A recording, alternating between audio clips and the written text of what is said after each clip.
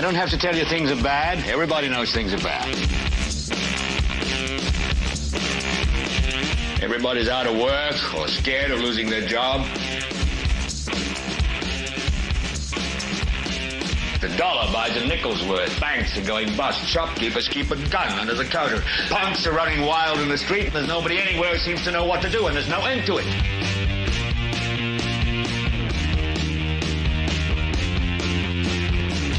The air is unfit to breathe, and our food is unfit to eat. And we sit watching our TVs while some local newscaster tells us that today we had 15 homicides and 63 violent crimes, as if that's the way it's supposed to be. We know things are bad, worse than bad. It's like everything everywhere is going crazy, so we don't go out anymore.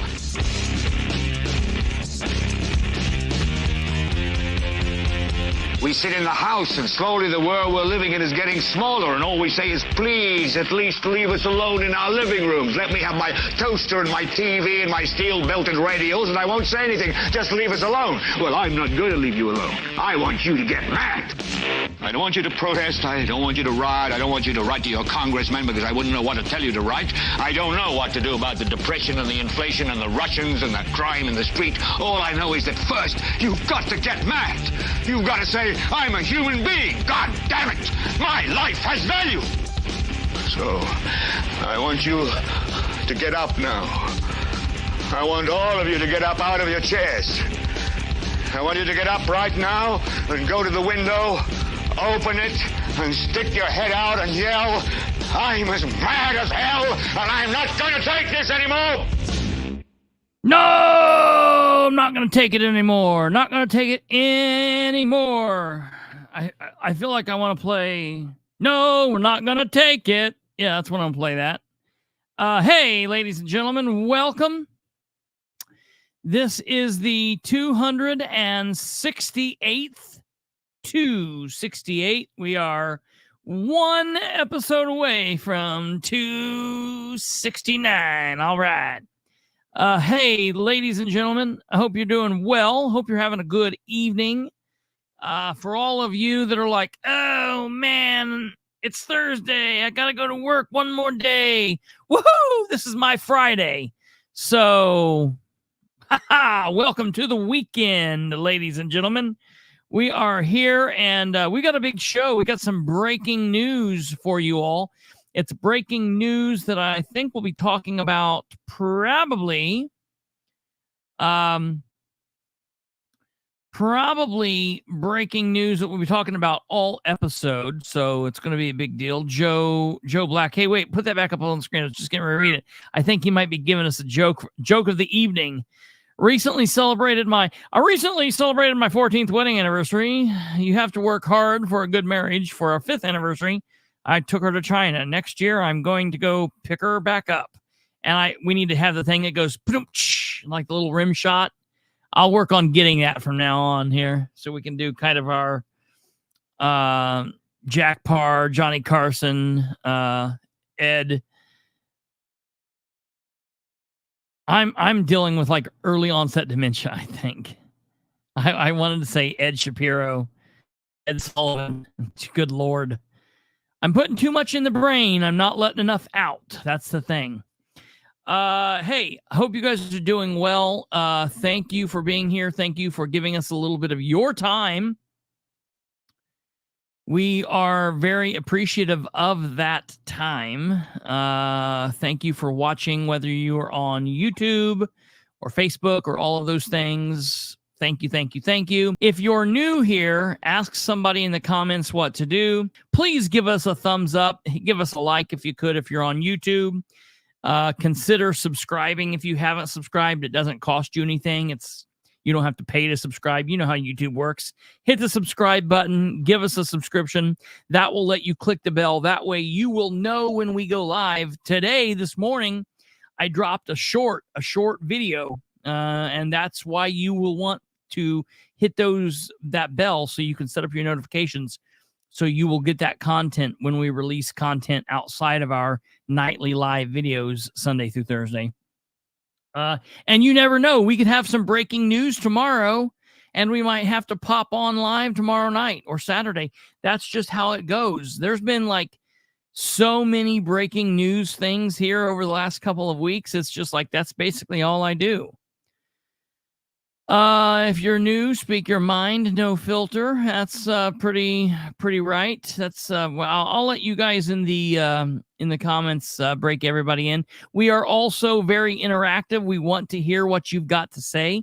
So if you're here watching live, and this episode is being live streamed live on Thursday evening, Thursday the 22nd of August, and that means if you're watching live, we want you to comment over here in the live comment box. You can tell us you agree. You can tell us you disagree.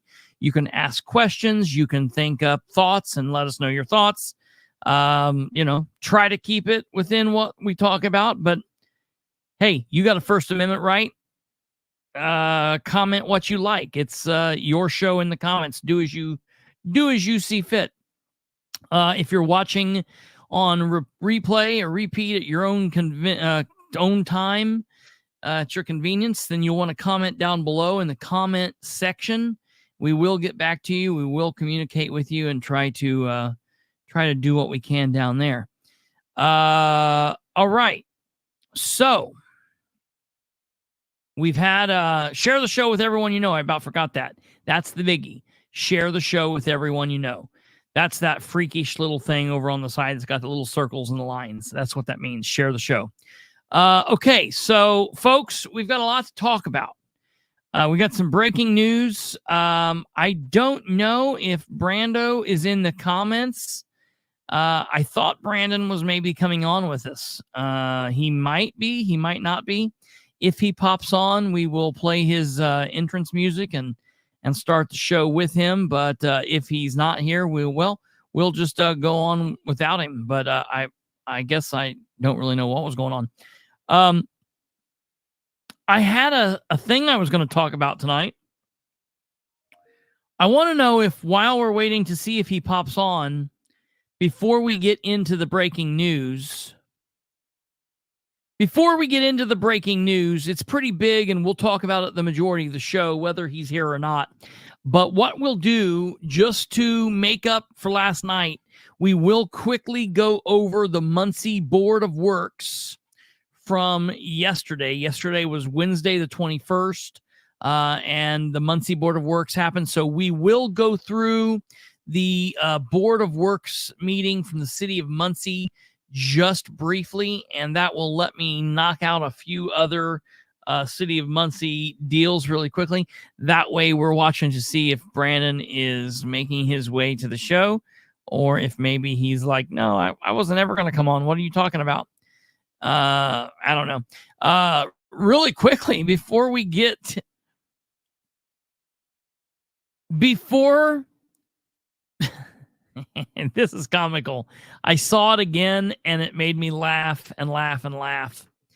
Before we get to even the Board of Works, before we get to the breaking news, I feel like I have to take just a moment of our time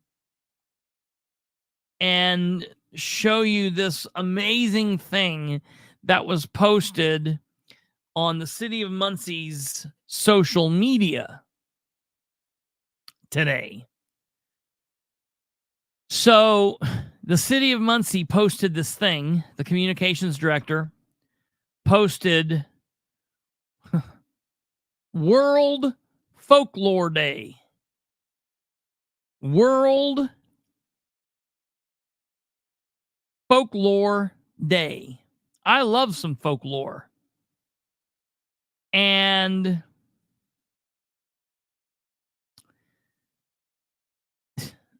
they said, what comes to your mind when you think of Muncie folklore? Well, you knew yours truly would say, here's some folklore.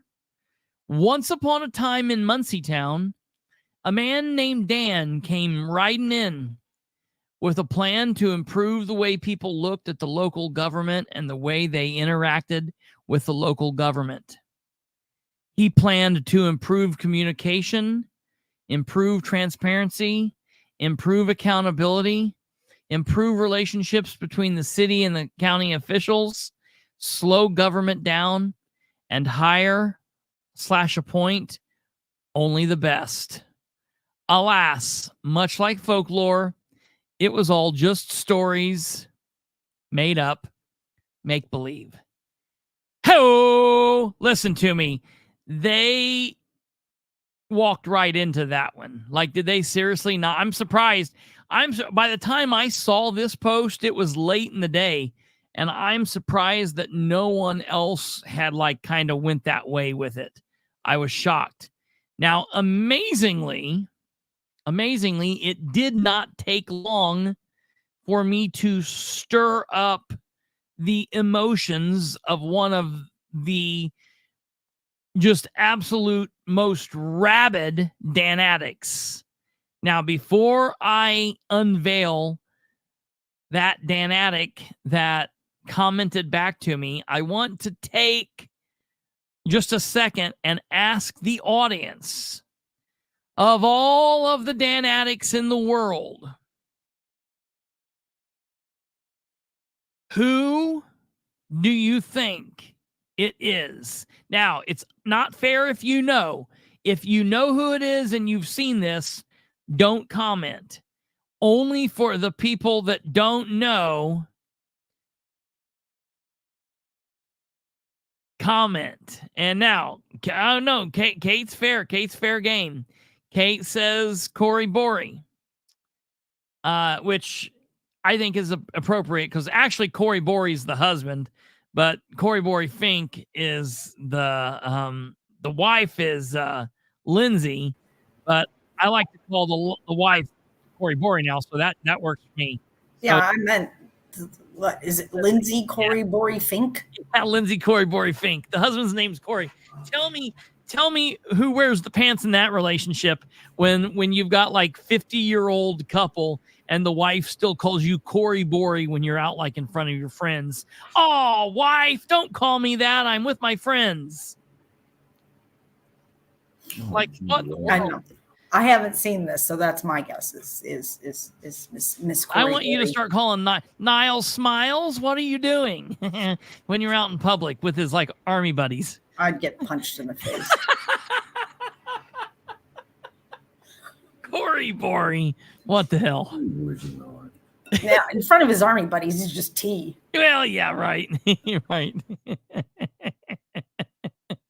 Did he say you would not? Did I hear him say you would not?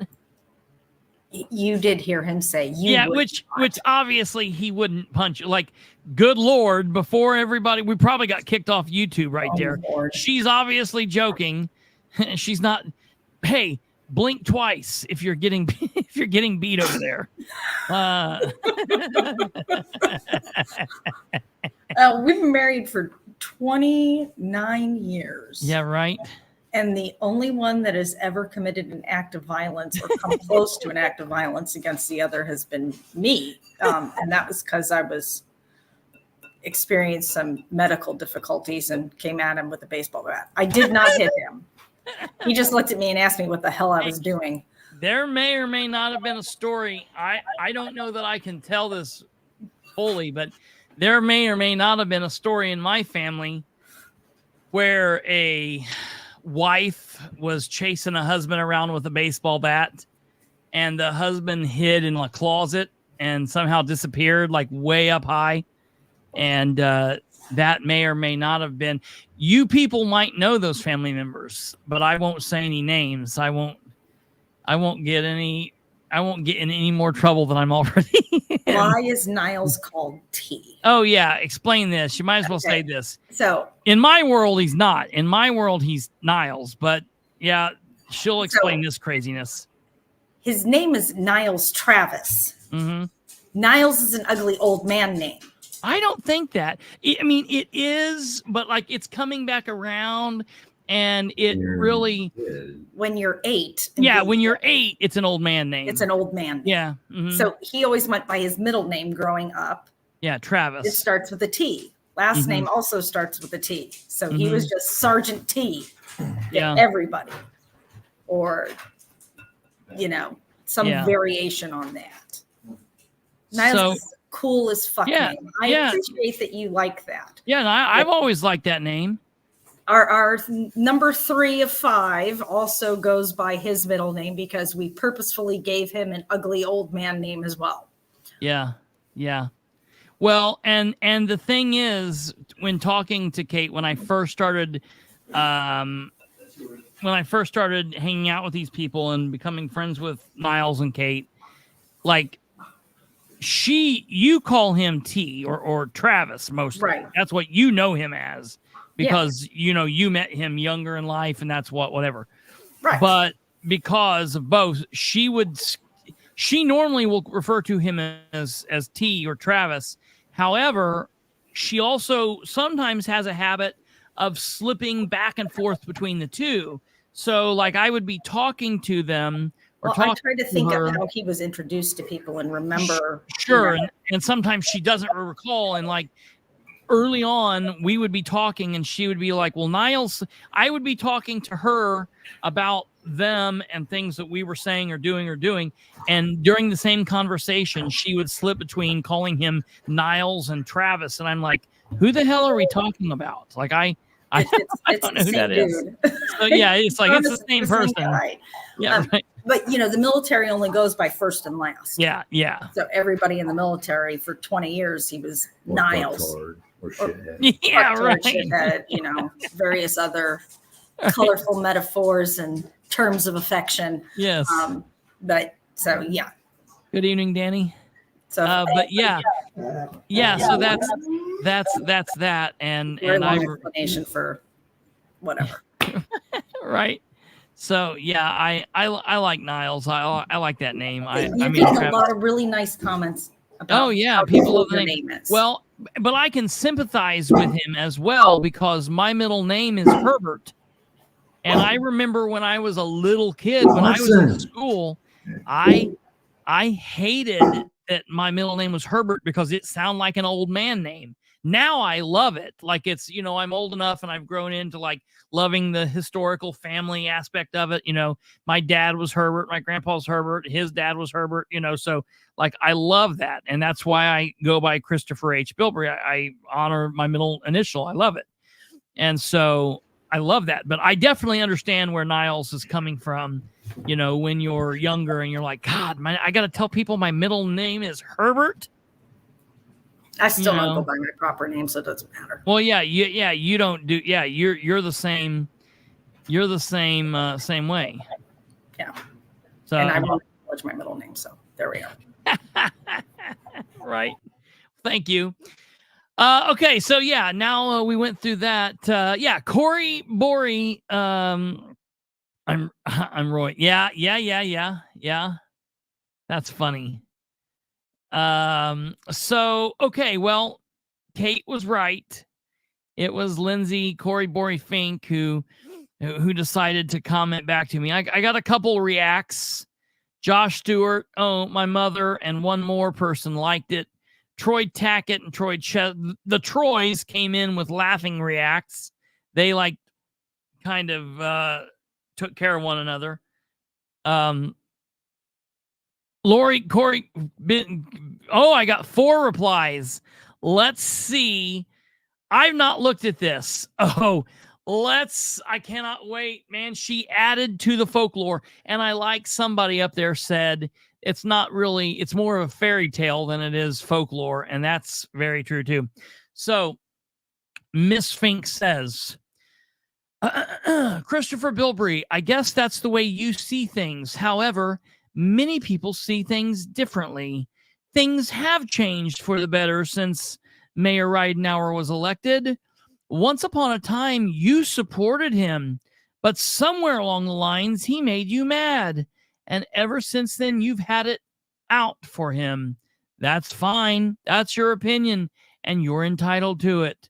This post is asking for Muncie folklore, not your opinion. To which Allie Cates makes a smiley face. Oh, look here. G Graves, I don't even know who that person is, says, Lindsay, funny how folklore and the opinion of the town's mayor seems to intertwine. It's almost as if everyone who's negatively critical of the mayor has had experiences to share. And like always, if it's not positive, then you don't want to hear it. Classic for the Ridenour administration. To which Troy Tackett does what he always does, says that's because everything that is shared always amounts to zero and is in almost every instance bullshit. Except what Troy Tackett doesn't understand is I have all of the screenshots of everything negative that you've ever said about Mayor Ridenour to me. And I don't he lives in this fairy tale world himself where he portrays this crazed Danatic that's almost just a little less thirsty for Dan than Lindsay is.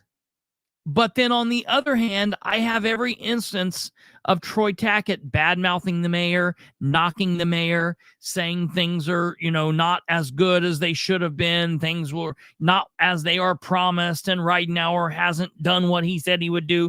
And everything negative that Mr. Tackett has ever said, because I know, number one, he's a dirty deleter. And so anything that he would post, I know that he has the ability to delete. So I wanted to make sure that we had his words, so it wasn't my word against his word, and there were no pictures. We've got the pictures and the proof, so that's that. It's always interesting to see where he's at. And then he says, apparently he's pretty well liked since you have 4 more years with him. And I think that is interesting. That doesn't always mean that. I mean, listen, it always amazes me when people, I'm not good at math. Matter of fact, that's going to kind of lead us into the breaking news here in just a bit after we go through the Board of Works meeting. But what's interesting to me about this is it's always crazy to me when people can understand that there are 48,000 or 60,000 registered voters in a community, in a place, in a county. And they can also find out that like 8,000 of those 40-some people voted. Like John Sproles does this. John Sproles runs around Henry County saying, I've got a mandate. And I'm like, what? I mean, what does that mean? When are you picking him up? You've got a mandate. Who's it with? What's his name? How long have you guys been talking? Oh, you mean a political mandate? Like you think that the voters gave you a mandate. I was confused there. No, you don't have a mandate, John. 9,000 people voted for sheriff. 9,000 people, excuse me. 9,000 people voted for sheriff in that instance. Some of those voted for your opponent. That means nearly 40,000 registered voters in your community did not vote for you or your opponent. The mandate is 40,000 people in Henry County have said, I'm sick of it all and I'm not doing anything. I'm not going. I hate everybody. That's the mandate. When a very small percentage shows up to the polls to vote, that's not like apparently everybody loved Ridenour. I kind of get into this with my grandparents, my grandpa every now and then. My grandpa's like, I think there's people like Ridenour, kid. And I'm like, well, yeah, there are. I mean, the thing is, the problem is there's a large percentage of people who are pissed off and follow and understand, and they just are like, I'm not going to vote. Those are the people that we're trying to reach to say, listen, come back over, help make the difference. Don't lay out, lay in, lean into it. And let's get rid of these people. That was my message to the solar power people the other evening. We have to start sending messages. All of these people in the solar power are now bitching at Sherry Riggin for seeming to be oblivious to this. Well, let me tell you, friends, they all had the ability to vote against her just a couple months ago. They could have voted her out of office, but they didn't. People don't realize at the time, elections have consequences. And that's hard to get people to understand when everything's going ho-hum and it don't matter. It's when the shit hits the fan on your front doorstep that people are like, damn, I wish I could have went back and done something about that. Well, you can. In the future, when you're called upon to go vote, don't say, oh, I'm too busy, or I got a headache, I don't want to get out of the house, or man, I just want to go get food and go home. Take that 10 minutes and go and do your duty that people fought and died for so that we could do that. You know, in other countries, I always say this and people give me a bunch of shit for it. There are other countries where people crawl through the desert and crawl over dead bodies and rocks to dip their thumb in paint and put on a rock, and in order to cast a vote. And we can't be bothered to leave our air-conditioned house, eating our McDonald's, getting in our air-conditioned cars, and drive 5 minutes down to the church or the school where the polling place is, and vote. Vote an educated ballot where we have checked it. Yeah, Kate says one of the issues is going to poll a straight R. That's a problem too. I've always told people there's nothing wrong for going down and voting for every Republican on the ballot if you so choose, or every Democrat, but do it by pressing every different button. Don't hit straight ticket. If we can get people in that mindset, it's easier to then convince them to maybe change up those votes and don't hit straight Republican or straight Democrat. You know, that's the thing. So that's just an interesting little aside there. All right, moving on. I want to go now to the Board of Works. It's just a real quick meeting, and then we're going to get into the breaking news. It is pretty important breaking news. For all of you, if you're from Henry County, this relates to you. This relates to everybody in the state. I'm going to tell everybody the breaking news relates to the state government, specifically our governor's race in this upcoming election in just 70 some days. It's very important. This goes for everybody. So I don't care if you're in Indianapolis or you're in Marion, the city of Marion, or if you're in Portland, or you're in Randolph County, or you're in Henry County, or Delaware County, or Muncie, or wherever. Everybody needs to listen to this, and you need to share this out because this pertains to our governor vote, our vote for governor. We've been talking about this for a while. We've been talking about what Rob Kendall did. We've been talking about rainwater. We've been talking about, who we supporting and whatever, and And the breaking news is about that. So we're going to get to that in just a moment. But ladies and gentlemen, we want to just briefly get to the Muncie Board of Works meeting. And then right after the Board of Works meeting, I have one more quick little story to tell you based about Muncie and county government.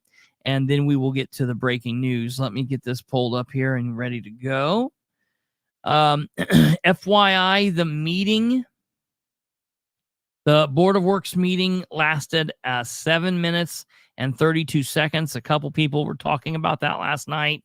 I apologize we didn't get to this last night, but we had too much to talk about. And so without further ado, we're going to bring this up here and we'll let you guys see what's happening here with the Board of Works.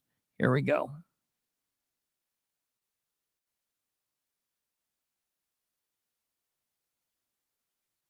Meeting of the Muncie Board of Public Works and Safety. Please rise. We'll 21st. Pledge of Allegiance. What? I pledge allegiance Was he having a stroke? Of the United States of America, and to the republic for which it stands, one nation, under God, indivisible, with liberty and justice for all. Good morning. Could we have roll call, please? Belinda? Present. Present. Present. Thank you. We have been given the minutes for the August 14th meeting. Do we have a motion to approve the minutes as presented?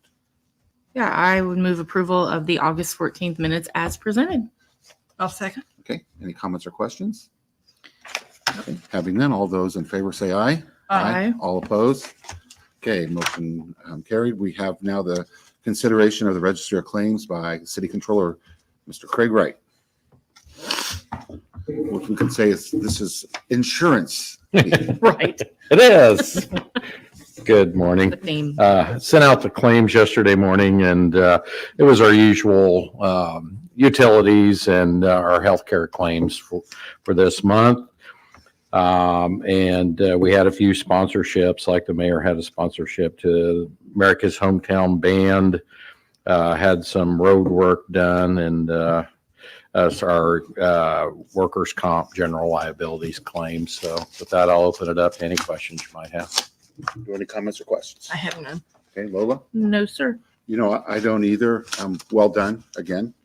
Okay, do we have a motion to approve the claims as presented? I move approval of the claims as presented. Second. I didn't get a printed off copy with the total, so I don't know how much they're for. A Okay, any lot. second, okay. Second. Okay, do we have any comments or questions from anyone in public? Okay, having none, all those in favor say aye. Aye. All opposed? Thank you, Craig. Thank you, and I will say that I really appreciate all the descriptions that all the department heads and people put them on this week. They did an outstanding job. So Very good, thank you. thank you. Very Well, there thorough. you go. Unfinished business, the Office of Community Development. I don't think we have anybody who's going to represent them. We're going to keep that on the unfinished business. You know, We have it's like for new he business- struggles to breathe. I mean, and not really. He stumbles and stubbles and stammers and over words that like he shouldn't. Like I don't understand what he's still so scared of. You've been doing this for so long, dude. Relax. Eat a Xanax or something. We have a street closure application for Muncie Central High School Homecoming Parade. Do we have someone here to represent that? Okay. It's that time of year. That time of year. Good morning, Justin Oliver from Muncie Central High School. Good morning. Homecoming parade, September 20th, be against Anderson.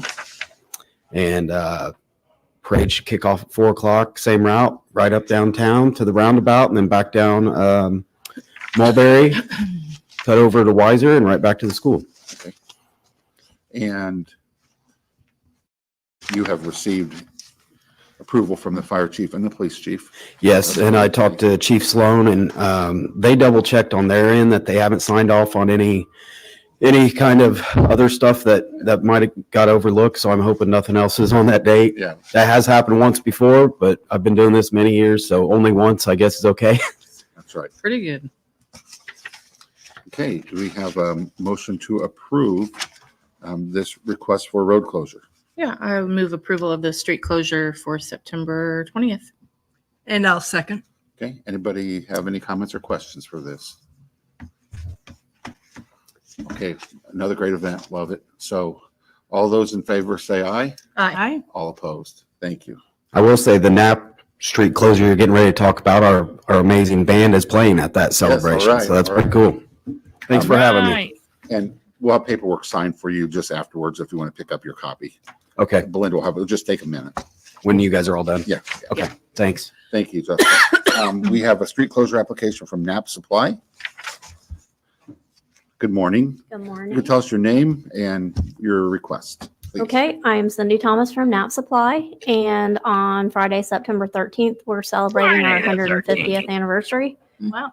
and we're You don't excited look about You that. don't look that old. Oh, well, you know, I age well. Sorry. We did have a 140th celebration, and we did not request a street closure, and it got a little sketchy at times. We had over 1,000 people show up, and so we're anticipating more for this one. So That's pretty nap. Don't ask. the Don't main ask reason, obviously, city. the central band is coming, which we appreciate greatly and are excited about. But our entire parking lot, where we would normally have parking, will be covered with tents and vendors and all of that Well, that's business. cool. So there will be 3 separate parking lots in surrounding areas, which will be marked, but that's how it got a little sketchy last time when people were trying to cross the street and trying to park in. So if you have questions for me, I'd be glad to So- answer them. The purpose of closing these roads is just for safety. Yes, absolutely. That's okay. And that's at 420 South Ohio. Yes, it's just from 420 to 514, which is basically in the front of our parking lot. Yeah. Will there be detours marked? That we will have parking, the parking routes marked to kind of guide people. And we have spoken with the police department to have some extra people there to direct traffic and such. So Great. Thank Great. you. Do we have a motion to approve this road closure? I move approval of the street closure application for NAP on 9/13. I'll second. Okay. Any other comments or questions? Okay. Having none, all those in favor say aye. Aye. All opposed? Thanks. Cindy, we'll have paperwork ready for you just Okay, shortly. thank okay? you. And I appreciate everyone's help because everyone stepped up from all the departments and helped me get this moving quickly. So This is- thank this is you. a good thing. Do we have any other business to bring before the Board of Works this morning? Anybody?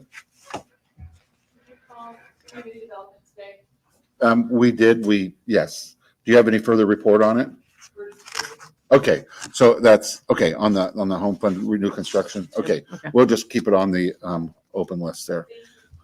Any other comments or questions? Okay, well, having none, this meeting is adjourned. All right. Bang, You like bang that? on the desk. Yeah, I love it. I love it. Keep doing it, you weirdo. Okay. Good Lord. Good Lord. So that was that.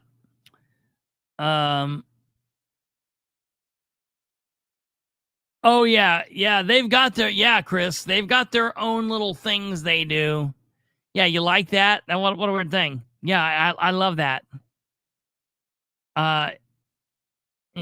Yeah, I know. I'm gonna do that. I need. Yeah, those little bastards are expensive. Those soundboards are freaking expensive. But yeah, I will pick up. I'll tell you the reason I haven't got one, because I don't want to go cheap. I want to get I know the one I want, and I want to get the expensive one because I don't go cheap. So I need to bite the bullet and do it. And I just plug it right into, because I've got a, how many, 4, 5, 6, 7, 8, 9, 10. I got a 12 channel sound mixer here that goes into a compressor that I run my mic through, that then goes into the box that hooks into GarageBand, that hooks into the duct, that hooks into the camera, that hooks into you. But I can just hook my soundboard directly through a channel, and you guys would be able to hear. I could set it up to press for the rim shot and just little stupid noises and things and effects. So I need to do that, but I'll work on that. So that was the Board of Works. We'll continue following the Board of Works. I want to let everybody know, and I wish, is timing issues here? I need to send him a message, or her. I don't know who it is, by the way. It could be a him or her. Whoever it is. I need to send them a message, because one more thing, I guess, before we get into the breaking news. I guess 2 more things before we get into the breaking news. This is just one of those nights. I sent an email. I think I told you guys about this. The email that I sent to the controller, the deputy controller, and the fire chief. Remember last week? Remember during the Board of Works last week when we were watching it and when timing issues came on and said, hey, I want to see if you notice if something happens. And we watched it and I didn't notice it. And I was like, okay, tell me what I missed. And he was like, they're paying for claims that when the ordinance was just taken to the council by the fire chief in August, and it was introduced, but it hadn't been approved yet. and we were like postulating, like, why would this happen? They're going to approve it. It's going to be approved 9-0 at the September meeting. So why would they do what they did? Why would they run around the council in the process just to have the Board of Works pay for it? So it was a very big question that we had. And so I was like, I'm not okay with just not knowing this. So I sent an email to all of the people involved. I sent it to the two controllers, the deputy controller and the main controller. So Craig Wright and Matt Wagley. I sent it to the fire chief, and then I also included a couple council members because I felt like they needed to be aware and they needed to have the understanding and knowledge too. So I tagged in that email Nora Powell, Sarah Gullion, and Rose Selvey. So we have a mix of Republican and Democrat, and people that know what's going on, people don't know what's going on, and everything in between. And so I said, good afternoon. I am, oh no, that's another one. Let me pull it up here.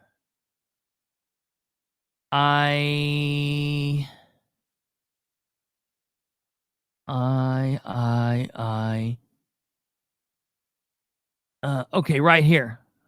Good afternoon, Controller Wright, Fire Chief Burford, and council members. During the last council meeting on August 5th, MFD Chief Burford put forward Ordinance 1624 for additional appropriations for the fire department. No one from the mayor's administration except Burford was present. He pushed forward Ordinance 1624 and did a good job doing it, by the way, but I was kind of shocked that no one else from the administration was there and no one from the controller's office was there to, push forward the financial aspect of it. But those appropriations were for 3 different things, if I recall. Those 3 things being cancer screening, outfitting 22 FNG firemen, newbie firefighters, and overtime. Am I correct in that thinking? Moving on from there, if that is in fact correct, Ordinance 1624 was only up for introduction in August. Now, it did pass 9-0, and I'm sure that it will pass 9-0 come September, but it would need a passing vote before we started paying for things. Correct? That brings me to my next question, and the important question. According to the most recent Board of Works meeting on Wednesday, August 14th, 2024, it appears that at least 2, if not all 3, of those items mentioned above were in the claims and voted on by the Board of Works members. I would have thought that this would have needed to go back to the council in September for that final vote before this could have happened. You can hear what I'm speaking about in the Board of Works meeting by clicking on the link below. Don't worry, this is a safe link. I got this link from you guys. I promise it leads to the city's Board of Works meeting, and I'm not attempting to fish you, as I know you guys have had problems with that recently. That was just a little bit of humor I threw in there. And then I was like, so the question is, what's going on here? Can anyone help me? And I sent that out on the 14th of August. So that was last Wednesday. Well, I didn't get an answer from Craig, from Matt, or from Burford on Wednesday the 14th. I didn't get a response on Thursday the 15th. I didn't get a response on Friday the 16th. And then we had the weekend, and then Monday came, and I didn't get any kind of response from them on Monday. So on Tuesday, I sent a follow-up message to all of those same people. Plus, I also added Dan Ridenauer and the communications director, Amber Green. And I said, good morning. I am sending this follow-up to the same people, blah, blah, blah. Also included are counselors, blah, blah, blah, for the record. This email is being sent to the mayor's administration, and I'm requesting a follow-up as soon as possible. Honestly, I'm flabbergasted by the inability to respond to emails, questions in any form by various officials from Muncie City Hall since Mayor Ridenour's 2023 campaign for re-election kicked off in January of 2023. No one has responded to emails worth a damn since then, and it's becoming quite ridiculous. This is something that has to stop. Now, in all fairness, that anger and that aggression is not aimed at Chief Burford. I very rarely, if ever, message the fire department, and if or when I do, Chief Burford and anyone else there normally responds to me quite quickly. So this anger is not directed at Burford. It is directed at the city controller, because although I included Burford in this email, this is a question for Craig Wright. End of story. Craig Wright is the one that should be answering this. He is their fiscal officer. He's the one that this is mostly addressed to. He's the first one listed. He is or if not him, it should be his deputy, Matt Wegley. But one of them should be answering this. So that's my aggression, is aimed at them. It's aimed at the HR director for all the stupid crap she does. And it's aimed at Dan Ridenour for the fact that he's the elected official and he apparently can't find an email with both hands. I don't know what's going on there. So I basically just asked the question again, to which I received correspondence from Chief Burford yesterday on the 21st. And I am so thankful that he responded. He responded in a way that answers my question and puts this matter to bed. I am sending him out a message that thanks him for that. And I'm going to say, hey, just FYI, that wasn't aimed at you. Just so you know. But this is his answer. Good afternoon, Christopher. Sorry for the delay in responding. I was out of the office Thursday through Tuesday on a short but very long overdue family vacation. Look, I get it. No harm, no foul. That happens. More power to him. I wish he would have had a longer vacation. You know, that stuff's important, specifically in public safety. So I've got no issues there. He goes on and he says, a portion of the screenings were paid for last week in the Board of Works meeting. We currently have an operational funds budget that can pay for the screenings. We have money in our account currently that can pay for the screenings. However, this would cause a budget shortfall for later on in the year without those appropriations. This expense was not included in our budget proposal for this year. My thought was I needed to go ahead and pay these bills regardless of the appropriation request outcome, even though we all know that it's going to be past 9-0. Even if it's 5-4, which it's not going to be, it will pass because, and listen, I'm not against it being passed. It's their money. It just needs to be moved around. The bottom line, though, is he did have operational funds to go ahead and pay for this.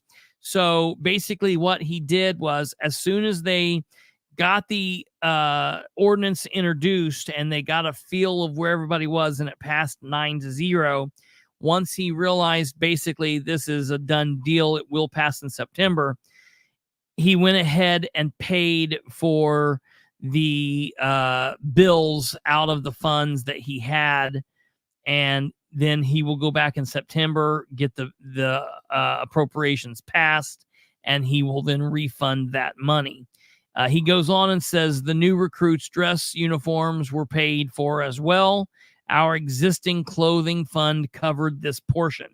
This did not include the structural firefighting PPE costs that I requested in the appropriations or the overtime. Again, sorry for the delay. I hope this helps answer your questions. So let me, for those, I mean, it's pretty simple, but it's simply like this.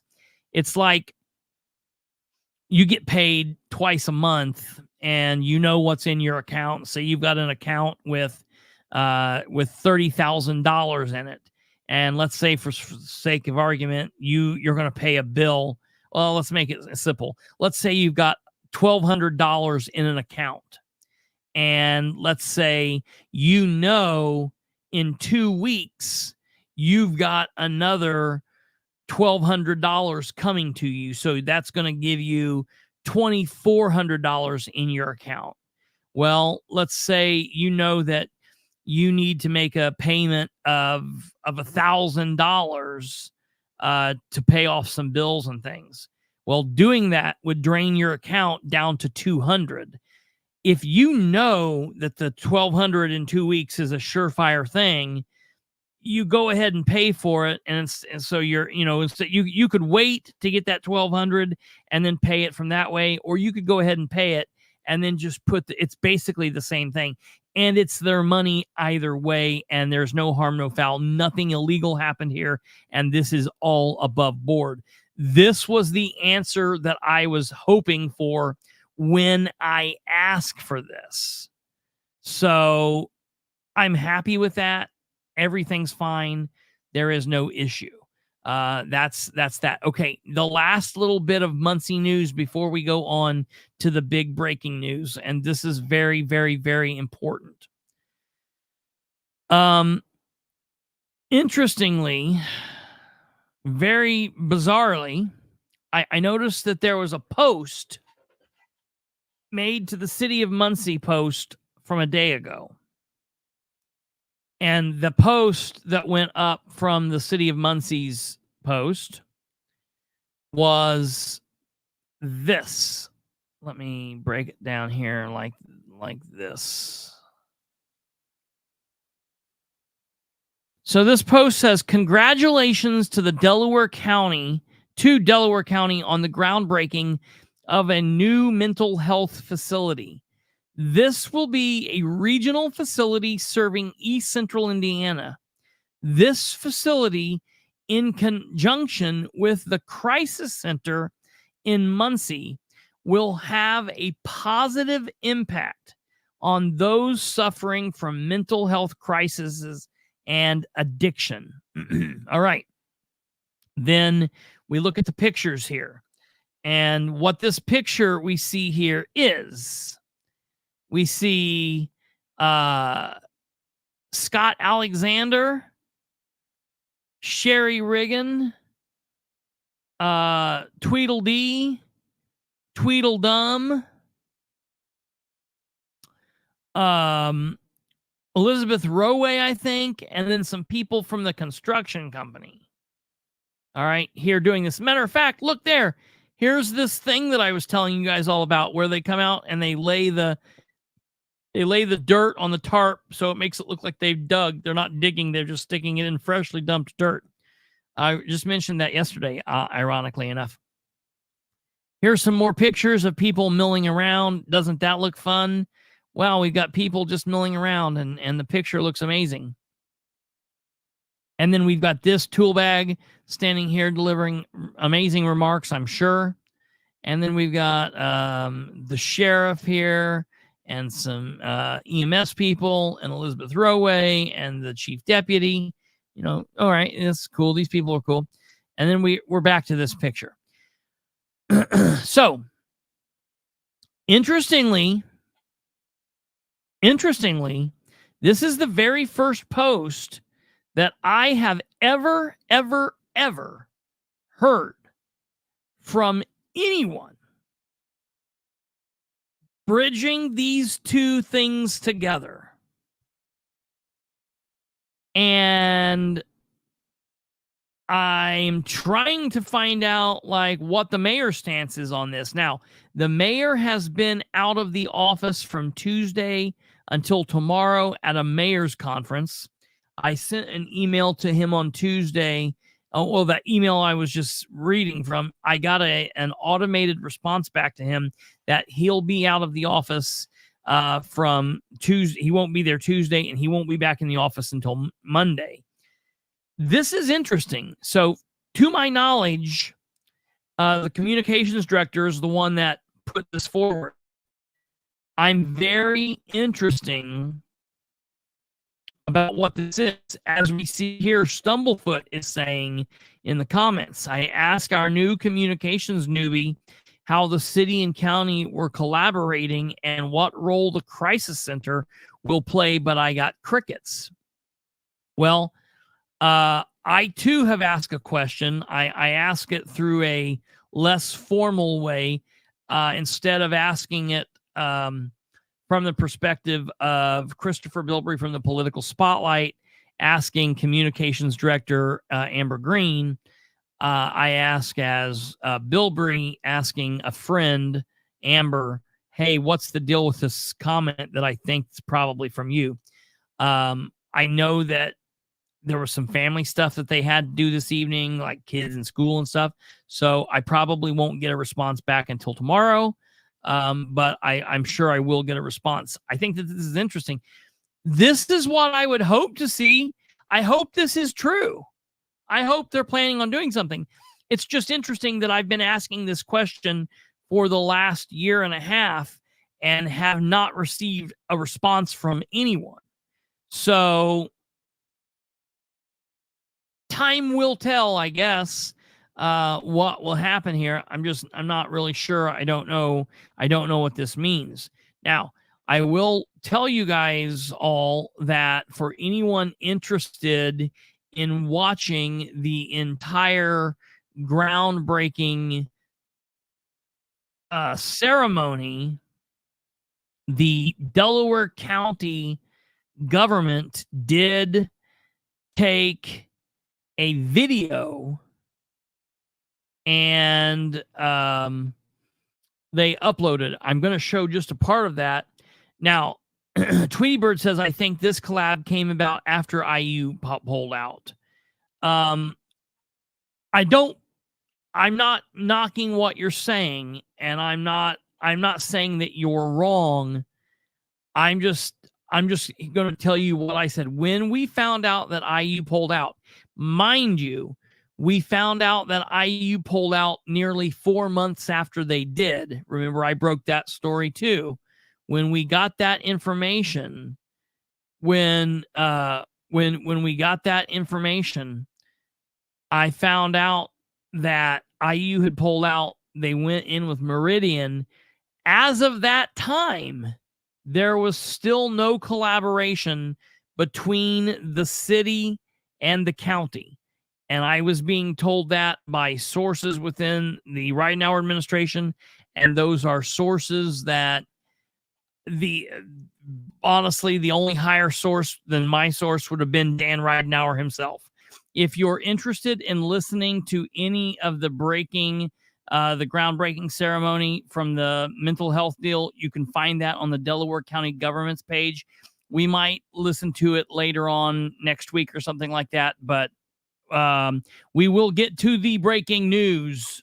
All right, I want you guys to prepare for this. So I think that this is very interesting. This is specifically interesting to me, and because of just how nonchalant all of this really came about. So what we're going to be listening to is just about 9 minutes of a meeting that was on the record, and the meeting occurred in Henry County. Nearly all local governments, towns, cities, and counties are either currently in the budget process for next year, or they're getting ready to start the budget process for next year. Now, I want to say this about Henry County. Henry County has so much government, I almost can't keep up with it. I need someone down there that can really help me, because Henry County does government 10 times more than the city of Muncie does. Anderson combined, they are meeting all of the time. And I honestly, and they've got so much going on, I would love to be able to stay up to date with what's happening. The problem is, if I spend all my time on Henry County, I would have to let everything else go because of the amount of time that they spend in meetings. The commissioners, the council, they routinely have open work sessions where they are in meetings for 3 or 4 hours a day, just routinely. not to mention the fact that they are currently in their budget process. And the budget process are long swaths of meeting where they're open, they're on the record. Well, today, during one of these meeting sessions, and it was a short meeting session, quite honestly, they were on a meeting session, and their council, like Delaware County Council, is made up of a 7-person council. Okay. And this council is made up of, like Delaware County and a lot of other counties around here, it's made up of all Republicans. All 7 of the counselors are Republicans.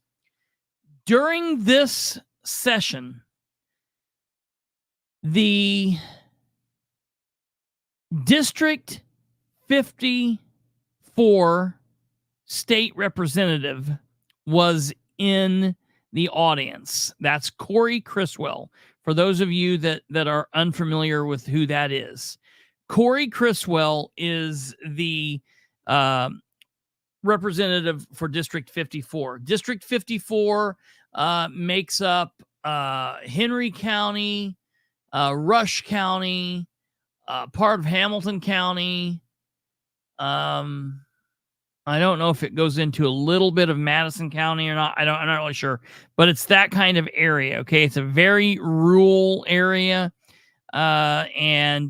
Criswell is the newly minted person in that seat.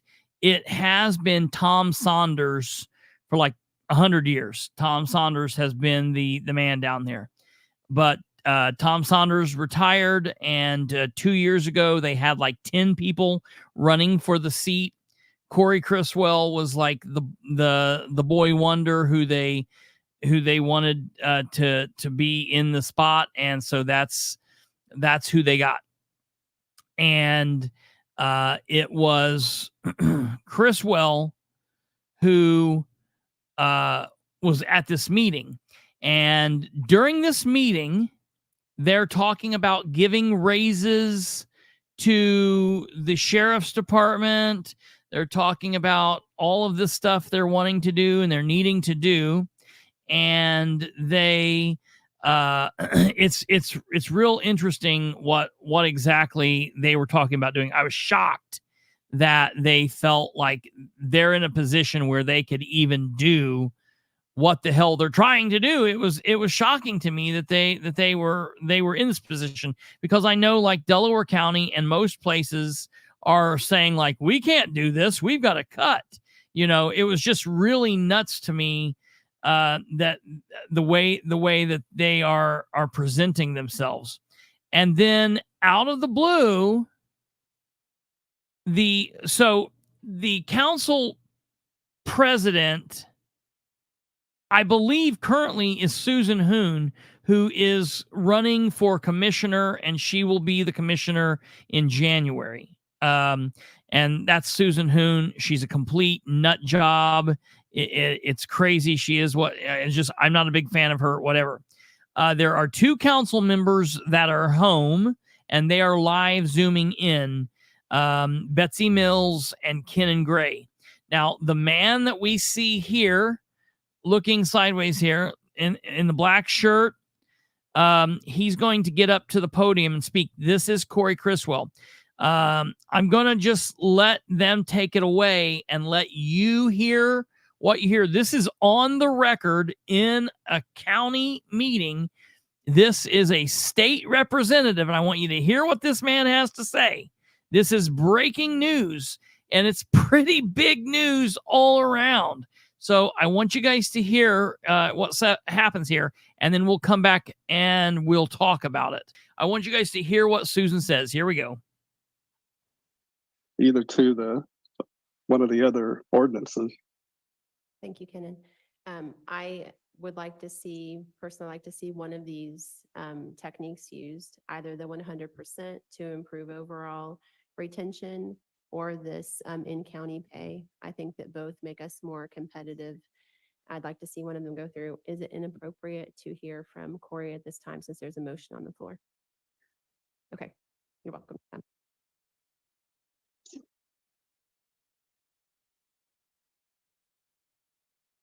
Is Mike? I should know how to do that by now. Corey Criswell, State Representative, represent each and one of you in the room and via Zoom. And I appreciate what you guys do. And I definitely appreciate what these guys do in the back corner.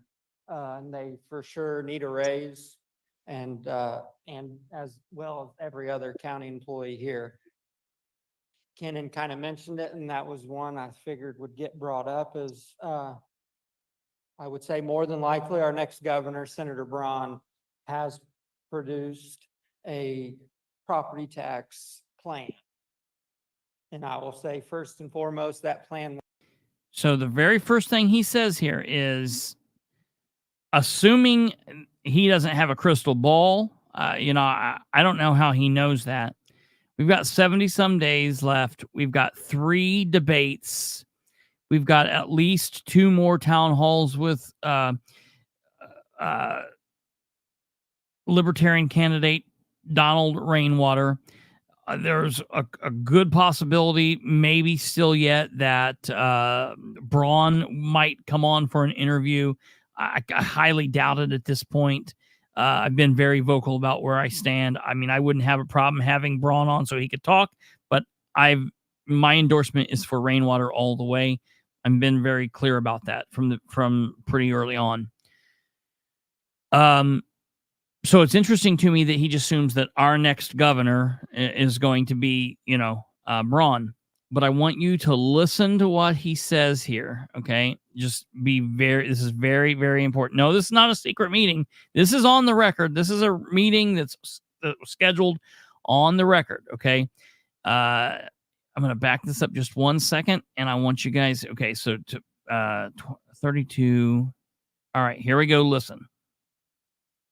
I would say more than likely our next governor, Senator Braun, has produced a property tax plan.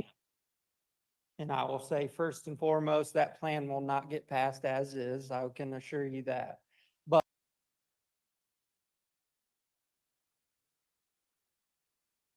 okay. So right there. First of all, you guys need to go to Henry County, Indiana. Henry County, Indiana government on YouTube and watch this video. You might not be able to see it fully on ours. He's like looking around the room and like laughing and kind of smiling as he's saying this. So what we just heard him say there is quite, and we're not done. What he says there is, our next governor is going to be Mike Braun, and I can tell you that he has a property tax plan, and I can almost assuredly tell you that the plan is not going to pass. Okay? I want you to tell, and now listen to me. Listen to me. Corey Criswell has been in the House of Representatives for 2 years. He's 2 years. He's a freshman representative. He currently is running for re-election. This man is a nobody. All right? He's not leadership. He does not have a seat at the big table. He has no authority or no ability to be saying what he's saying. The only reason, the only way that he is allowed or able to say what he is saying is if the leadership of the Republican Party in the state of Indiana, our super duper pooper majority of Republicans under Todd Houston and Senator Bray are telling their people, we ain't playing ball with the Braun plan. This is not something that Corey Criswell is coming up with and just openly saying. They would hang him by his feet upside down and lead him out if he was speaking just off the cuff. The fact that he is saying this, you can be assured that this is where I'm telling you, I'm telling you the fact check. The fact check is in the fact that he feels that he can say this. They are told and they understand. And Corey Criswell is not someone that would just speak. He's scared to death of his own shadow. He's not going to speak out of pocket. He is not going to do anything that gets him in trouble with the higher ups. Listen, he is a JD Prescott hanger on. He hangs on. He's real tight with Prescott. Him and Prescott are like two peas in a pod, and he's not going to do anything outside of what Prescott's going to do. They are being told by the administration, by the HRCC, that we're not playing ball with the Braun plan. We're not done. Continue listening to this. I want you to hear what he says again. This is pretty crazy stuff. Keep in mind, he's speaking about the top seat of their party. He's talking about the man that they're saying is going to be governor, and they feel he feels he has the authority to say we aren't going to pass his plan. Okay, listen. A property tax plan. And I will say, first and foremost, that plan will not get passed as is. I can assure you that. But there will be I wanted to stand here today in front of you. There will be a property tax bill passed in 2025. And Tom's seen it for 26 years, right over here in my back. And I've seen it for 2. When a property tax, maybe I'll hold it and it might be better. When a property tax bill's passed, like I was saying, when a property bill is passed at the State House, it usually is on the backs of you folks sitting in front of me. There's some people there.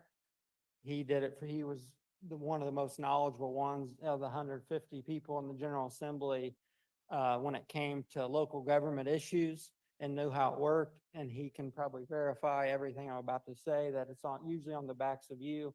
And there is a handful of us that fight for local governments and want you to be well financed. You guys be able to spend money how you want to spend it. So the 97%, as I believe, is on the budget. I think it's well deserved for all county employees. But I just wanted to kind of verify what Kenan said. There will be a bill passed this session, and I just don't know how much you guys decide to do in 3, 5, 6 years, what that's going to look like in a Senator Braun's being at the helm there at the State House. Because as you guys have... You pick up on what he's saying. You pick up on his mannerisms. You pick up on what he's saying. I just don't know what to tell you how it's going to be with Senator Braun being at the helm. Like it's almost get the feeling like they're not happy about it. You get it, you understand, or you getting it. Why is he talking like this?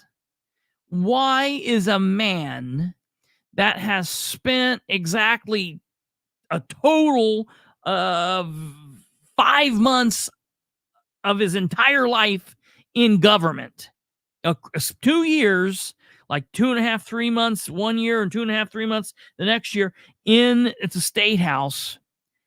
He's got no authority to be talking like he's talking.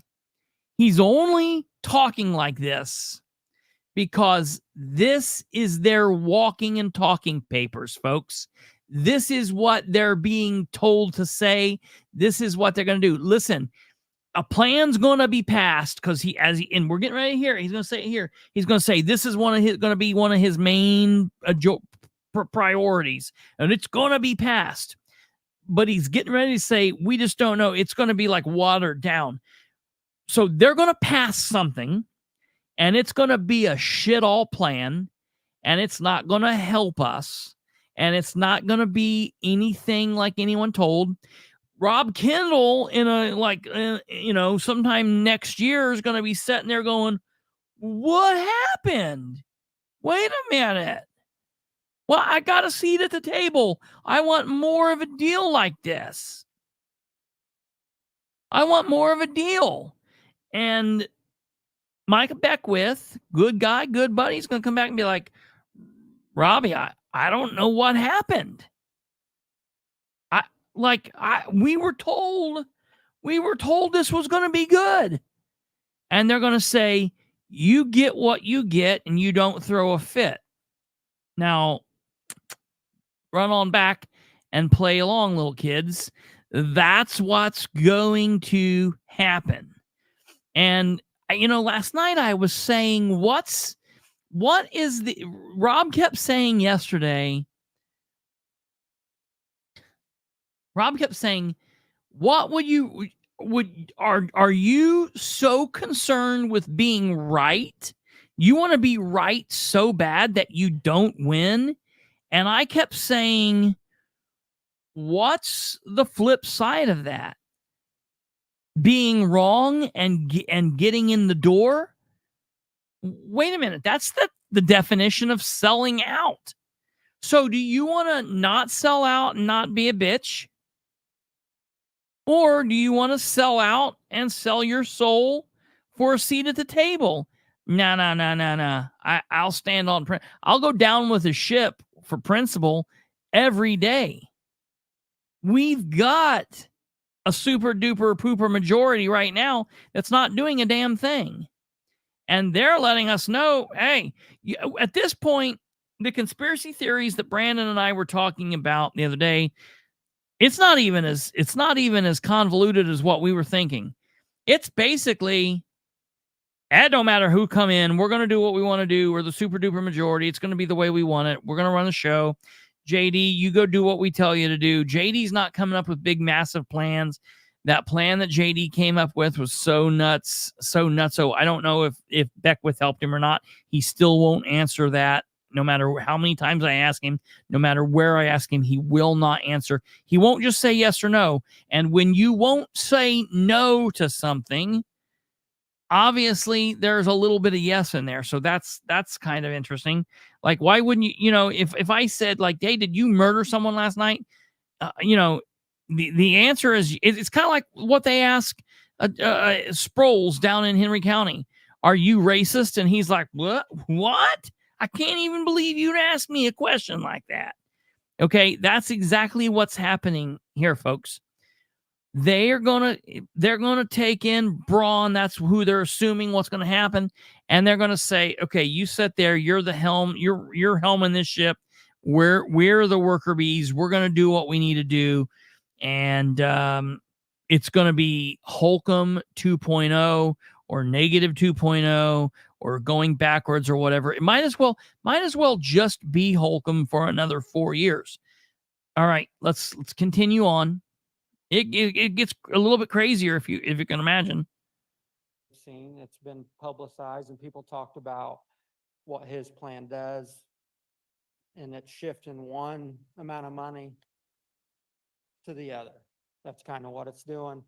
Now, like I said, his plan isn't going to get passed as. Let's go back. Listen. Already State House, because as you guys have seen, it's been publicized and people talked about what his plan does, and it's shifting one amount of money to the other.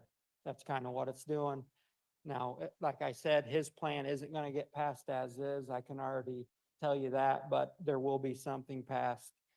And just my suggestion to you all, stay connected, get with AIM, get with whoever your guys' lobbyist at the State House. Make sure you're engaged in this process.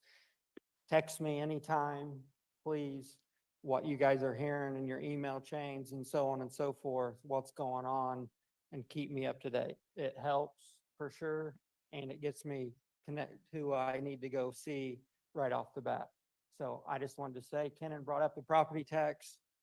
It is going to be something, and I wanted to be here today in front of you and say there will be something passed. I would be absolutely shocked if nothing was passed. I would say it'll probably be one of his top priorities from the governor. And I know he can't technically do anything on his own, but they have a lot of say so. And like I said, these gentlemen and everybody that works in the county need to be well paid. And I just kind of wanted to say that about the property tax standpoint. And I'm open if you guys have anything to me. Gut instinct, best case scenario, worst case scenario, just hypothetically with what you're hearing right now. Okay. So what's happening here now is a Henry County councilor is just asking him gut instinct, which Criswell doesn't have one of those, but gut instinct, best case scenario, what do you think is going to happen? He's not thinking about what's going to happen. He is right now going circling back in his mind when asked this question, what am I supposed to say next? It's almost like fake AI. It's like it's not AI, someone programmed it, but it's acting like it's automated and he's spitting out his own thoughts. It's not. He's being programmed what to say, and now he's using that time. He repeated back the question, so it was long enough for him to come up with his answer. Listen to what his answer is to what his gut instinct is on what's going to happen now. After he just got done saying something's going to get passed, it's going to be something. It's not going to be Braun's plan by any just I can tell you, it is not going to be Braun's plan. It's going to be something, but he doesn't have the authority.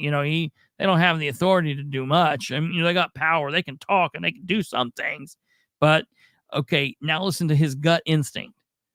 I would say worst case is what was proposed. Best case would worst case is what was proposed. This man is talking about the front runner of their party, the leader of the Republican Party of the state of Indiana. I don't care about Richard Head or whoever the party chair is right now. The governor candidate, their presumptive winner, who they just know is going to be the winner, that's how he talks about the man that's going to be the governor of Indiana in his mind. The worst case scenario is the Braun plan. Are you kidding me? This is letting us know there is a major issue between the Republican Party. There is some kind of major disconnect between the Republican Party, the Republican leadership, HRCC, Todd Houston, and all that bunch, and what's going on with the Braun Beckwith team. We've already heard that Braun did not contact Houston and Bray and let them know what his plan was ahead of time when he went in to talk to WIBC. I'll be honest, I bet they weren't happy that he went in and talked to Rob. They probably weren't happy about that. Matter of fact, what did Rob say yesterday or today? Today, when he had the governor on today. I bet you've been getting some riz for having me, some shit for, having me on, or for, for partnering up, blah, blah, blah, blah. And he's like, and Braun didn't say, no, I haven't. He said, it's fine. It don't bother. So he's getting heat for allowing, my friend Rob to have a seat at the table. And I'm just saying, Corey Criswell's not a bad guy. Corey Criswell's a good guy. I don't think he's made for politics. I've watched him enough. His family's a good family, good wife, good husband, good kids. He's like a basketball coach. Now it's starting to make sense. I think his day job is he works at the basketball museum there in Henry County. But he's not some man that's going to go out on a limb and talk out of school unless he's told. He is a careful person. Okay, let's continue to listen to this. There's going to be a cut of some sort, but I wouldn't say, I'm not going to say a percentage wise, but Okay. Dude, this is big shit. Every newspaper in the state of Indiana should be running his words. Every political commentator in the state of Indiana should be. This is groundbreaking news here. I can't wait until we're done talking and this episode's over so I can cut the craziness out of the middle so this isn't such a haphazard. It's only going to be so haphazard to you people that were here. It's not going to be crazy to people on the other side. I'll have to cut this out too. But I hope, matter of fact, we'll do this. I hope that everybody everywhere is running this story. They need to be, because this is big news, folks. It's screw ups like this which could change the dial. If you're telling us that the Republican Party does not believe in their front runner, that should make enough Republicans say, whoa, me either. I'm voting for Donald Rainwater. A minimal is best case, and as it's proposed right now is not minimal. Traditionally, what we've Listen. Best case would be. Listen. Again, he's going to say worst case, best case. Listen to what those are again. Helps for sure, and it gets me connect who I need to go see right off the bat. So I just wanted to say, Kenan brought up the property tax. It is going to be something, and I wanted to be here today in front of you and say there will be something passed. I would be absolutely shocked if nothing was passed. I would say it'll probably be one of his top priorities from the governor. And I know he can't technically do anything on his own, but they have a lot of say so. And like I said, these gentlemen and everybody that works in the county need to be well paid. And I just kind of wanted to say that about the property tax standpoint. And I'm open if you guys have anything to me. Gut instinct, best case scenario, worst case scenario, just hypothetically with what you're hearing right now. I would say worst case is what was proposed. Best Worst case is what was proposed by Braun. case would be there's going to be a cut of some sort, but Best case is there's going to be a cut of some sort. Now listen to what he says next. I wouldn't say.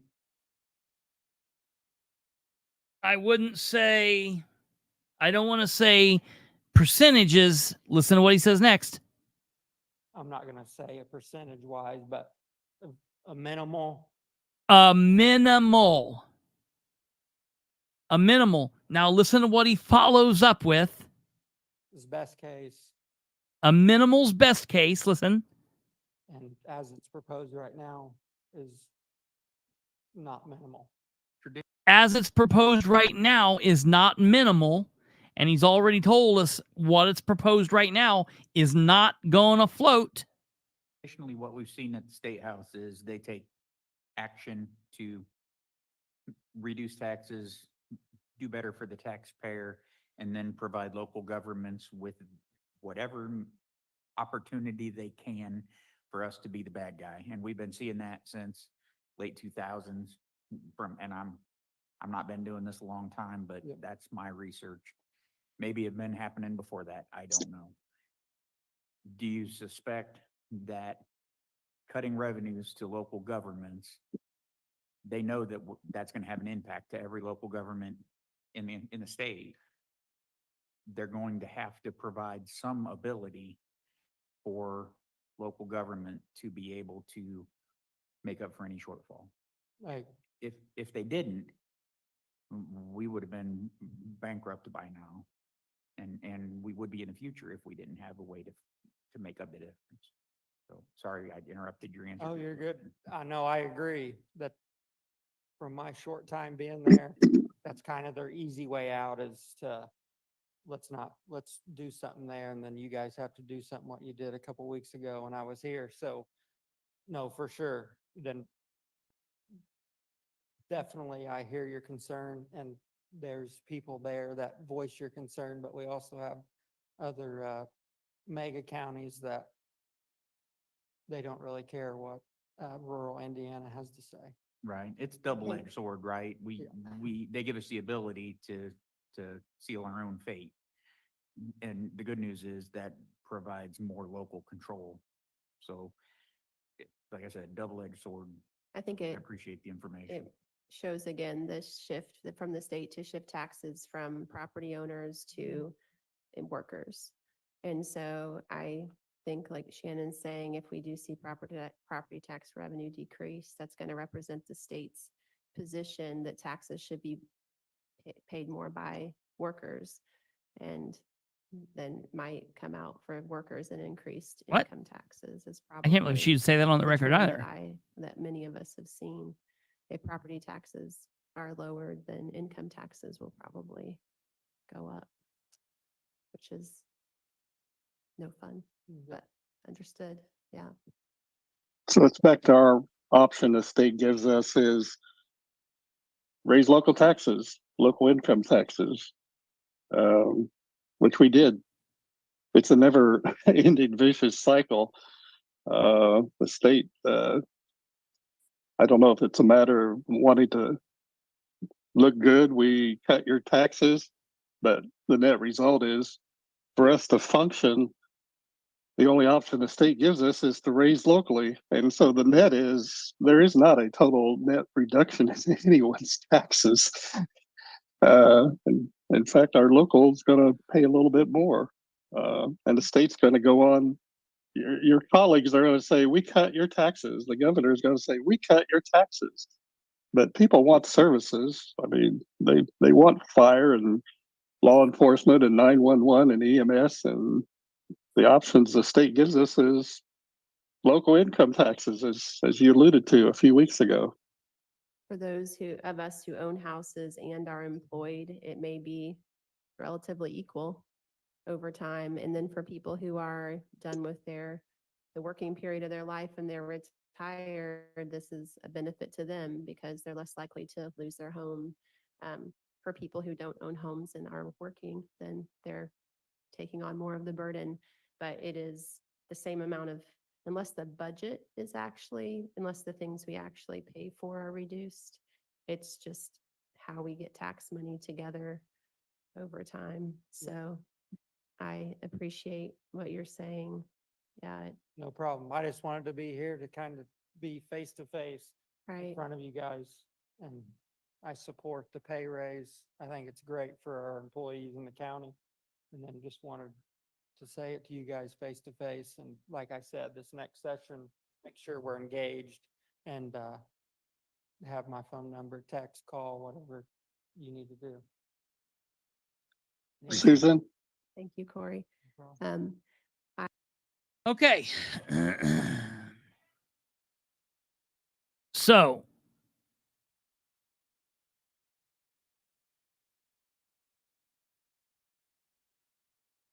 what is our thought here? What is our thought here? Yeah, Don. Oh my gosh, the government might need to reduce spending. I am floored that this has happened. I cannot believe. Just make sure that we're not getting this confused, folks. I personally know Corey Criswell. This is not someone that I see on a computer screen and he's someone out of touch that I'm just guessing. I heard him there talking for the first time. I personally know him, and I am telling you, he is not saying things on a whim. He's not just I'm not saying like he's very cautious and he's very whatever. I'm not saying that. I'm saying he's kind of like a computer or like a robot. He is only going to tell you what has been input into him. And if he is running around he said this in the middle of a day in the commissioner's courtroom in Henry County on the record. Now, let me tell you the other part of this. There's still more to come. After this meeting ended, all right, I didn't know about this meeting. I was contacted and said, "Oh my God, you got to listen to what was said on the record by by Corey." They said by State Representative Corey. I'm about calling him Corey Prescott. Corey Criswell. Cannot believe that he said this, and I was like, okay. And this person went on. I spoke to a couple different people. I've heard from a little birdie. And this is a little birdie that I would absolutely take their word to the bank. I would build a house with their word, and I have no problem stating this out there. They were saying that after the meeting, I guess there was some milling around and talking around like you do kind of things. And Corey Criswell has made it perfectly clear that he is attempting to fight the property tax reform. He doesn't think it should happen. What?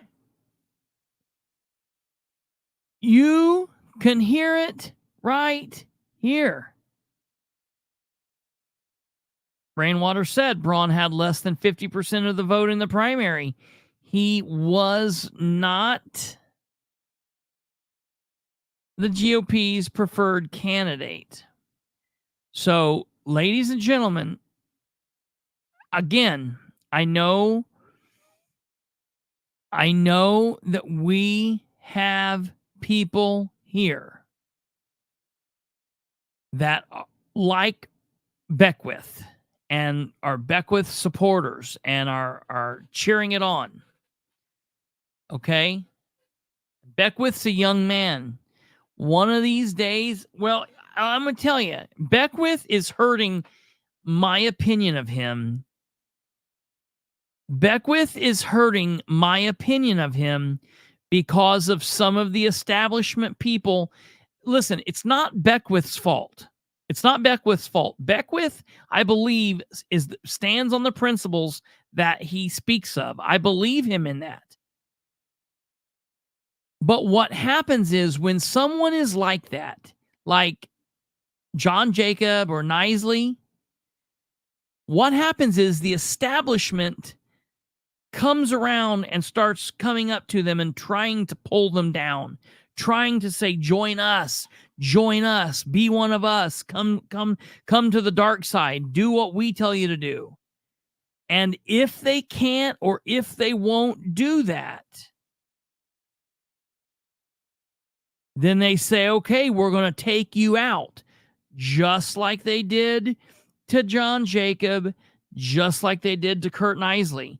So we see it 1,000 times over and over and over and over.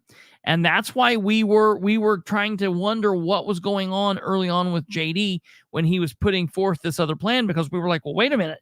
If he's stepping out on the party, they're going to cut his legs off. He's done. Well, now we know. Now I can just, it's like clockwork. I can put all the pieces together where they go. He's just taking orders. When he went on, when Prescott went on Kendall's show 10 days after Braun did and pushed a plan B plan, I was saying then, why are people not freaking out about this? And I was asking, did Beckwith work on this? Is Beckwith trying to run around Braun? Like, that was a possibility. No, that's not what's happening here. The establishment is trying to divide and conquer. Braun already is not sure of Beckwith, so he's going to keep him at arm's distance. The establishment's going to try to keep them apart, going to try to keep Beckwith down. One of these, Beckwith's a young man. If and when he wants to run for governor one day, I'll support him in that. But I cannot and I will not back and support a party. I will not support and back candidates because the second banana is running the show. Listen, For all of you that have been talking about Don's lieutenant governor, listen, I loved William Henry. I loved his lieutenant governor pick in 2020. I've not talked Don. I don't know why that isn't the same. I don't know what's happening there, and I'm not knocking Don. I don't know Tanya. Maybe Tanya's probably a wonderful woman, a wonderful person. She probably has great ideas.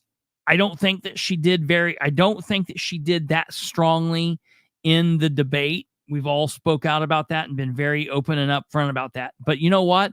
I don't stress myself out with that because I'm not voting for Tanya Hudson governor. I'm voting for Donald Rainwater governor. Donald Rainwater it's like, what is it? A high tide raises all ships or whatever. Donald Rainwater can bring Tanya up. Okay. He will bring Tanya up. He will get her to a level where she'll do all right. And I got no problem with that. Right there's the answer. Will Henry's running for Congress in Northern Indiana. Well, that's what the problem is. That's the issue. And he's a wonderful individual, and he's got my support. I love him. And I don't have I'm fine with the Rainwater Hudson ticket because I know that any of the issues that I might have had in the debate with Hudson, Rainwater will bring her up. Beckwith is not going to rise Braun up. Braun's going to keep Beckwith at a distance. The establishment's already working them in. And the problem is if Beckwith can't distance himself from that establishment, that will start when, you lay with dogs, you get fleas. That stench will start to rub off on him, and it will start to color my opinion of him if he's not careful. And the way that he started dodging questions, I got issues with that. Okay. It is what it is. So that's the breaking news. In my opinion, this is something that, like, people will sleep through this. It's just crazy Bilbrey talking.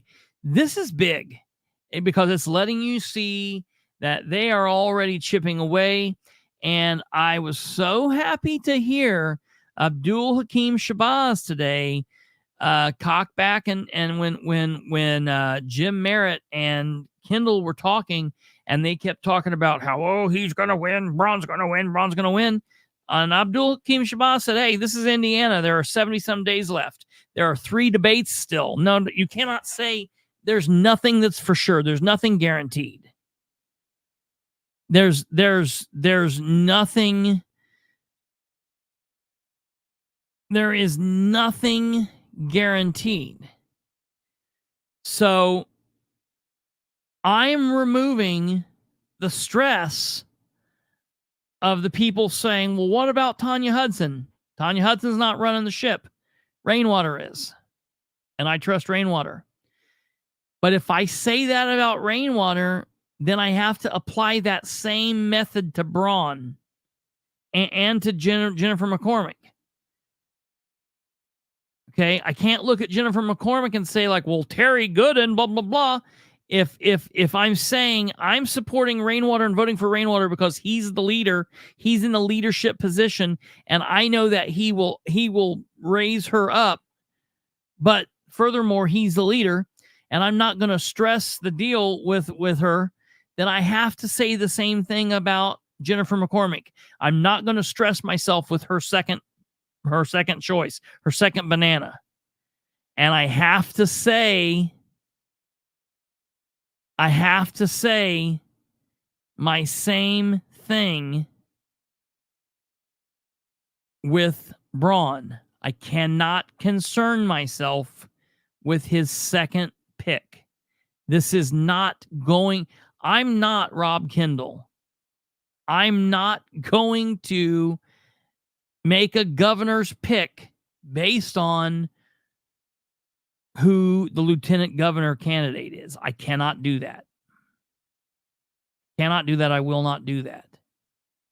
And so Rainwater is my pick. He will be my pick. He will always be my pick while he's doing this, and until I don't know, does something crazy or whatever. I mean, I guess like Abdul said, there's still 70 some days left, but I just don't see that happening. We need to spread the word. This is very important, folks.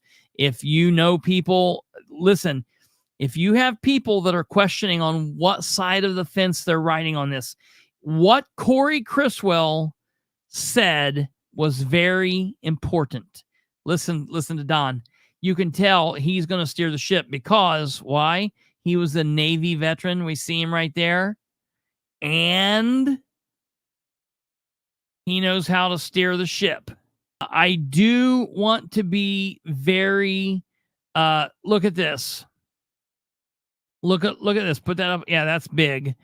Rainwater says, I oppose ramrodding solar and wind down citizens' throats. We need to make sure that individual rights need to be protected. That's very good. I also want to say, for the record, I talked to an individual, and I cannot dime this person out, but this, again, it's you can take this to the bank.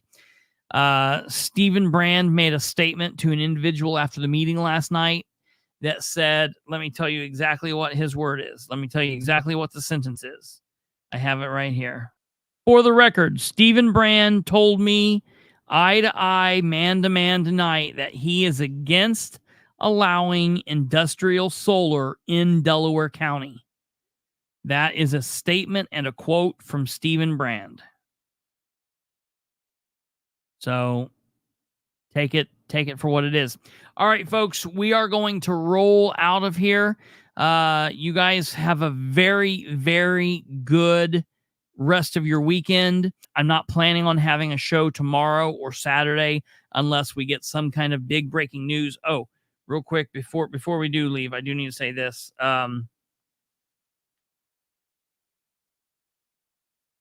Just a couple of thoughts for the people of Henry County. Susan does not want to reduce the sheriff's spending. That's very important for people to know. Why would we look at spending? The council cut minimal things out of the budget this year. That's really strange. Corey's main concern is rural and local government and citizens. He really is a good guy. Look, yeah, I don't have a problem with Corey Criswell. I don't have a problem with Corey Criswell in the least bit. I think Corey's a good guy.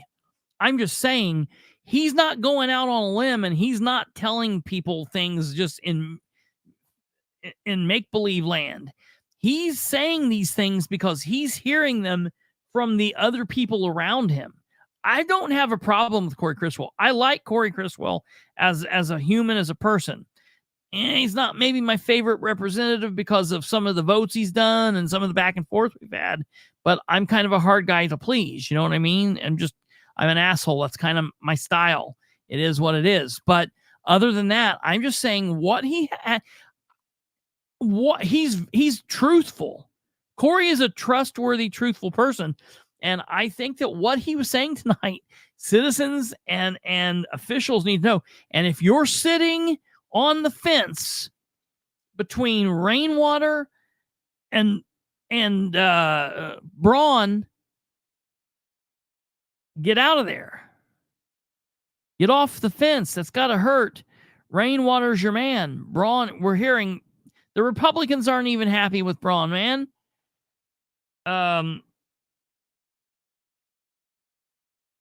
He's trying to tell the council to be mindful of their spending as it won't be sustainable. And that's very true. All right. I can verify the asshole claim.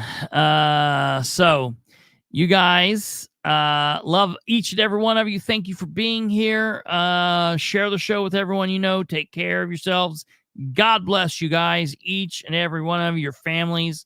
Hold yourselves and your families, loved ones close, and spend good time with them and make the memories. That's what's important in life. Before we leave, I do have to say just briefly, as we do every night at this time, that obviously today is Thursday, the 22nd of August, 2024.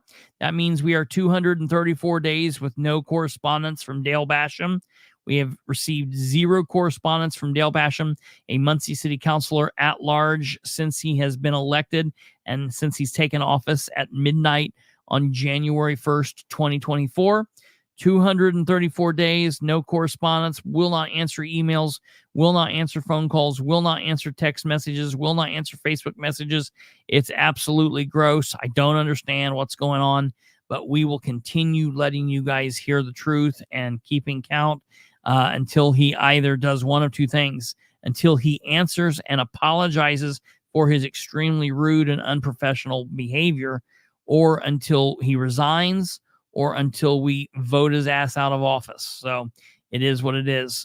Thank you guys very much. Hit the like, share, subscribe, do all that stuff before you leave, and share this show with everyone you know. You guys have a good night, good weekend, and we will see you back here Sunday at 9 p.m. Take care. Good night. Goodbye.